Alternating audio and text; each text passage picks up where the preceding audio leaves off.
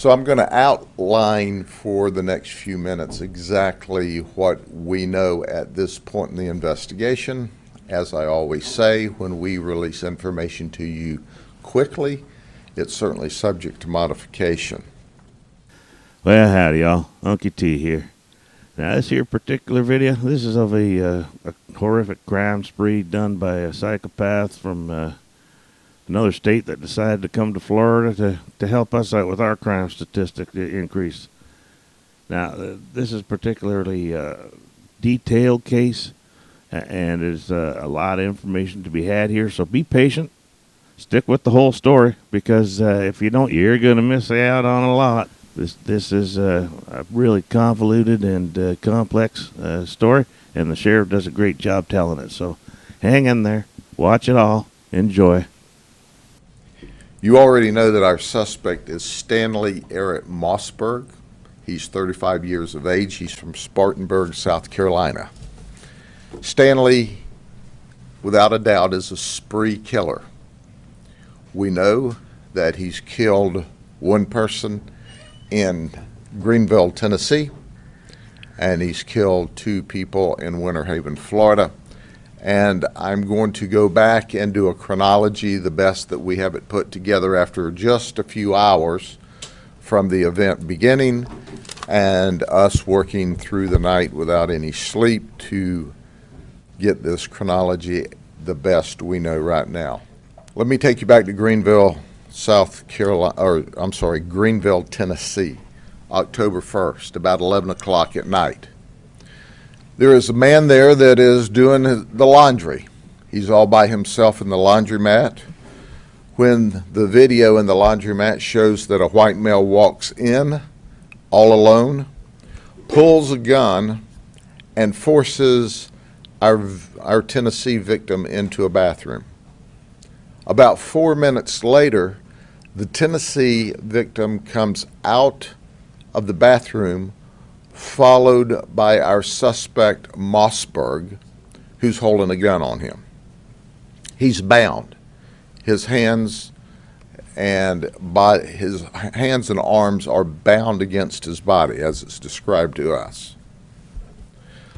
The suspect then picks up the victim's cell phone and follows the victim out of the front of the laundromat and out of view. About 2 o'clock in the morning, the victim's wife becomes concerned because her husband's not home from the laundromat, so she tries to text him. She gets a phone text back from her husband's cell phone that is a very vile, ugly, nasty text, leading her to believe, according to the text, that he's out with a girlfriend. The wife says, that ain't happening, and she immediately dials 911. The Greenville police go to the laundromat because the wife says, I know my husband, he didn't do that, he's not doing that, and she was exactly right. They go there, look around, they don't see anything, but at that point in time, the victim's car is gone. Underscore the fact that it's a stolen vehicle, and I'll wrap back around to that in a minute. So they don't see anything. The Greenville police leave. About 7 o'clock the next morning, which is now October 2nd, customers are starting to come into the laundromat. It's warm in the laundromat, so they open the back door or they go out back, and what do they find? But they find this man, this husband, in a pool of blood, dead. Well, that there was a mighty fine and thorough example of Greenville police investigation skills right there, isn't it? The suspect has stolen the victim's car, killed the victim, and is now driving to Spartanburg, South Carolina. That's where he's from, and he's well known by the police in Spartanburg, South Carolina. So apparently Florida ain't the only place that has a too liberal judicial system in place. So on October 4th, the Spartanburg police locate the suspect on some videotape while they're assisting Tennessee and they see the suspect in the Spartanburg area. They subsequently, on October 5th, find the victim, the Tennessee victim's car, at a scrapyard.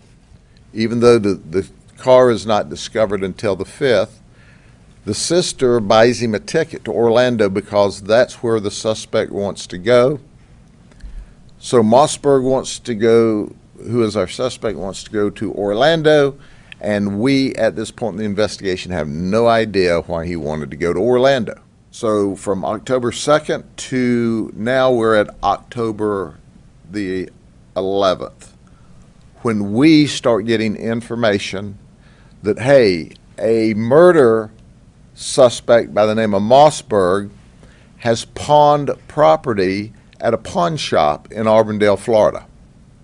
So the marshals are helping the Greenville police. We start getting broadcasts to look out for our suspect Mossberg, who's wanted for a murder, and he has apparently arrived here. Until last night, when we find out that on October 9th, he has stolen a truck, a black F-250 dually truck from Seffner, Florida. So let me back up.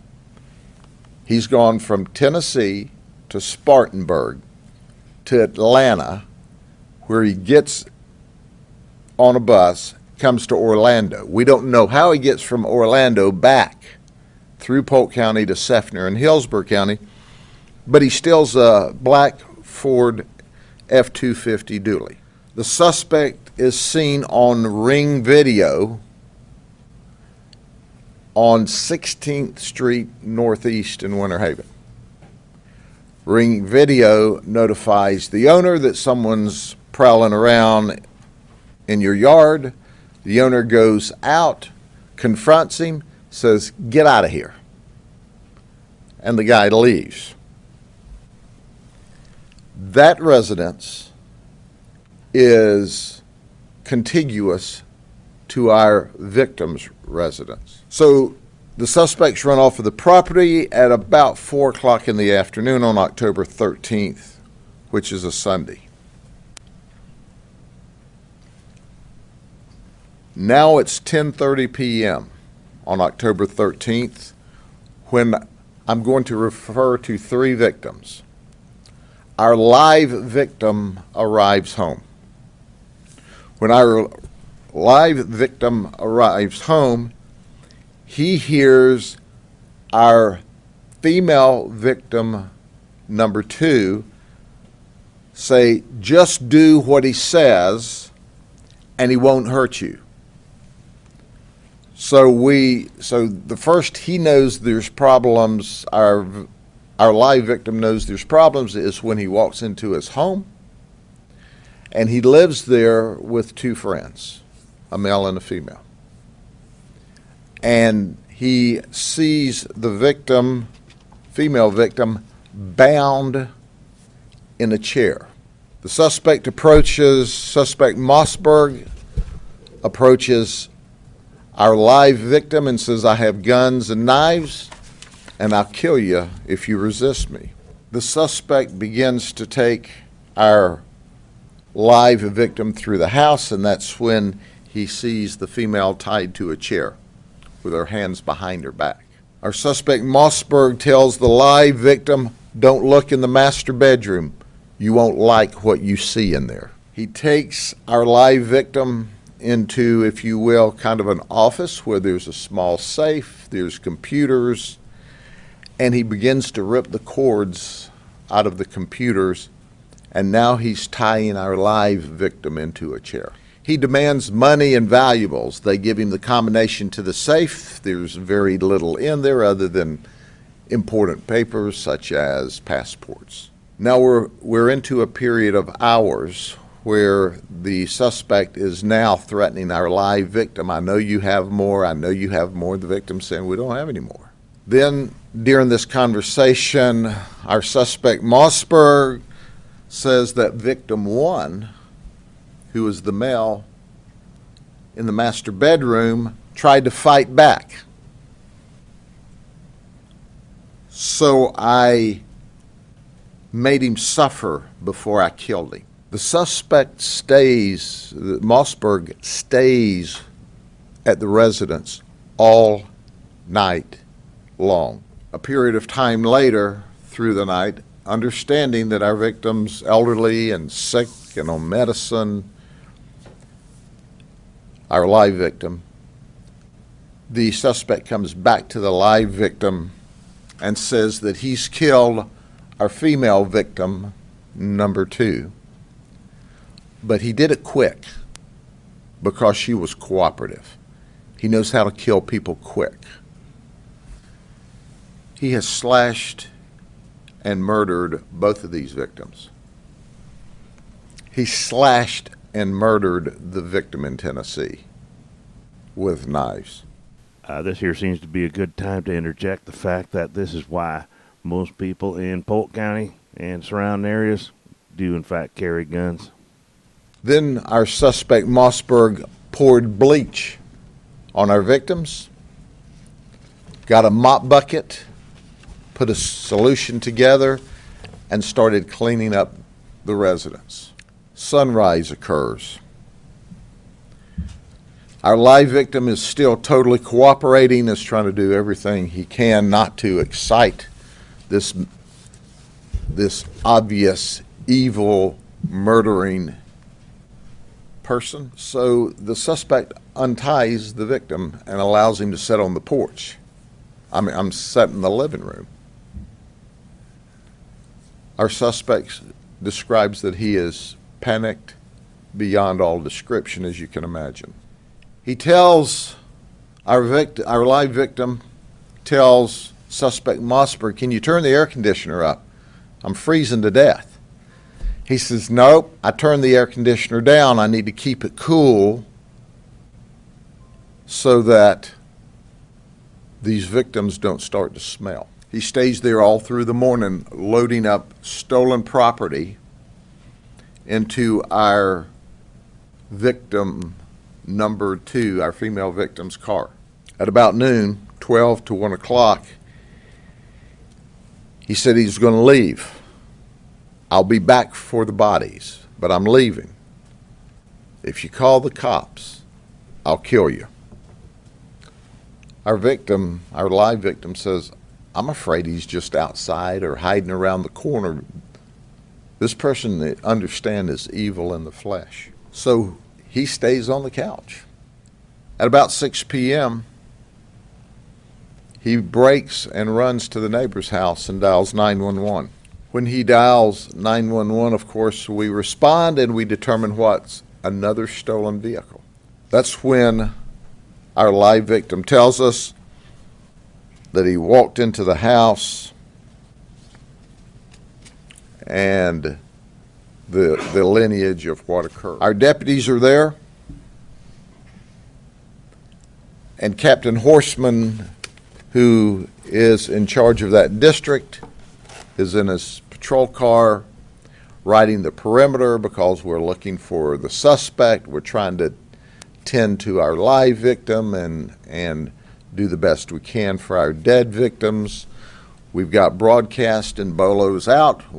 Everyone's there. The command staff is there because it's clear we have a spree killer. The captain said, found victim 2's, our female victim's car. It is like less than 2 blocks, block and a half from the murder scene. Did you hear me? The guy drove back within a block and a half of the murder scene, and there are 50 deputies if there's one in the area. I walked over there thinking that the captain had just discovered the vehicle. He said, "That vehicle there, the victim's vehicle, wasn't there 2 minutes ago because I just made the block." We don't know how many lives the captain might have saved by finding that vehicle that quickly, because obviously we set up a perimeter. And where is our black F-250 dually? It's behind the gate, spray painted with cans of white paint. We have 4 deputies and detectives that try to go in the house and clear the house. We found witnesses, people that live in the house. They're outside. They're cooperating with us. And as we go through and clear the house, because they said the suspect ran through the backyard, they come to a locked door. They try to kick the door open. It's deadbolted. As soon as they kicked it, they were shot at twice. They said, we didn't see the bullets come through the door, but we clearly were the victim of an attempted murder. We repositioned around the house, called in SWAT, introduced chemical agent, ended up poking holes in the residence with our MRAP to introduce more chemicals. Obviously, we're trying to talk to him through the night. We're trying to hell him on our equipment through the night. And all we receive in response is to be shot at again. We don't have the exact total number of rounds that was shot at our deputies, but it's going to be someplace around 7 or 8, and we'll get you an exact. So the MRAP gets there with what we call the doorbell, which is a long piece of metal. We knock down the garage door. We can see into the garage, and there's a pool table. Our suspect is underneath the pool table. When we attempt to lift the pool table up, it breaks and falls down. We send K-9 in because we think we saw an arm. K-9 goes in, engages our suspect. The suspect reaches down and grabs the dog. With both hands, we can clearly see he doesn't have a gun in his hand. Our SWAT team members, at great risk, along with our K-9, secure him, arrest him, and subsequently we take him to Winter Haven Hospital, where he receives treatment for his dog bites. And he's now currently in the Special Operations Center here being processed before we transfer him to the county jail on the warrant from Greenville, Tennessee, and also 2 counts of first-degree murder for our 2 victims here in Winter Haven, as well as our attempted murder charges against our deputies. Our deputies put their life at extreme risk last night to protect the community. I'm exceptionally proud of them once again, as I am every day, because of the quick work of our deputies' work and the fact that for whatever reason, instead of fleeing, we anticipated he would take this stolen vehicle and flee to South Carolina. He didn't. He came back and then said that he wanted to engage. Through the evening, as we talked to our live victim, he said, oh, by the way, this guy said he wants to be a serial killer. Suspect Mossberg, did you hear me? Suspect Mossberg told our live victim, I want to be a serial killer. I like killing people. And just to reiterate, this here feller was known to police. Known to police. That he was a bad guy. And they're worried about what some guys say. This is ridiculous. And he said, our suspect said, Mossberg said, the 2 victims in Winter Haven were 7 and 8, but his goal was to kill 11. Now, quite frankly, we have not found 2 through 6, nor do we know if they exist at all. The question is, if you have a murder in your jurisdiction and possibly a stolen vehicle that's missing, let us know. So why do I keep referring back to stolen vehicles? This guy has a proclivity and a history of stealing vehicles. The people who try to tell us that low-level, nonviolent offenders shouldn't be locked up and we're too tough on them. The overwhelming majority of the more than 30 charges, do you hear me? 30 charges against Stanley Eric Mossberg, known as Woo Woo, are nonviolent charges, or as our friends who want criminals to prey on your communities and in your homes, in your neighborhoods, low-level, nonviolent events.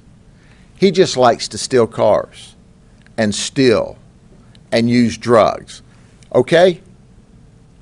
Oh, by the way, he's a spree killer, but hey, let's don't concern ourselves with that. So here's another message. Here's your sign, legislators. When you start talking to me about low-level, nonviolent crimes, gag me with a spoon. That's BS.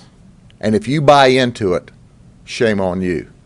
This guy, to our knowledge, prior to Greenville, was what some want to say is a low-level, majority of his crimes were low-level, nonviolent crimes. This is a spree killer. This is a man that said he enjoys killing. When you kill people with a knife, it's up close, it's personal, it's based in anger, revenge, evil. He didn't shoot him from a distance. He was in stabbing and cutting, and all of the victims that we're aware of had multiple cut wounds as a result of this evil person. Make no mistake about it, you can't legislate evil out of society. This guy needs the death penalty if there's ever been a person that needs the death penalty. Well, there you go, my friends. Another fine, shining example of the judicial system not doing its job. But let's stop people from talking. Anyways, I've beat that horse to death so much, I'm just going to get off it now. So anyways, I hope y'all subscribe, ring the bell to get notifications of every time I put a video out so you get to know it's there. And thumbs up, please. I'd appreciate y'all putting the thumbs up. And here's some more videos you may want to check out down the road. And y'all have a blessed day. You take care of yourself, take care of each other, and we'll see you soon. Bye for now.